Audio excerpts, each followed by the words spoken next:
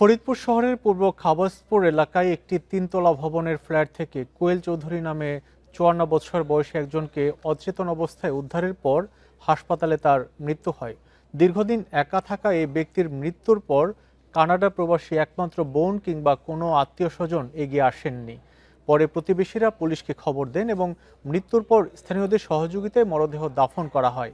নিহত কোয়েল চৌধুরী ছোটবেলা থেকেই মানসিক সমস্যায় ভুগছিলেন বলে জানা গেছে। স্থানীয়রা জানান, কোয়েল চৌধুরীর বাবা মা দুজনেই সরকারি কর্মকর্তা ছিলেন। ছোটবেলায় তারা কর্মস্থলে যাওয়ার সময় দুই ভাইকে ঘুমের ওষুধ খাওয়াতেন। এক পর্যায়ে তারা মানসিক ভারসাম্য হারান। বাবা মা ও বড় ভাইয়ের মৃত্যুর পর এবং একমাত্র বোন কানাডা চলে যাওয়ার পর একেবারেই একা হয়ে পড়েন কোয়েল। গতকাল তার কোনো সাড়া না পেয়ে ভাড়াটিয়ারা পুলিশে খবর দিলে দরজা ভেঙে তাকে উদ্ধার করা হয়।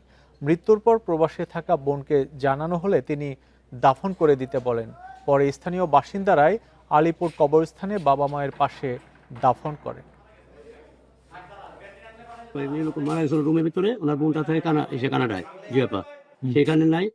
পরে আমরা রুম ভাঙ্গা ওনার বাইক করে। আপনজন যদি পাশে না থাকে এর চাইতে দুঃখজনক, এর চাইতে হৃদয় বিতরক কিছু হতে পারে না।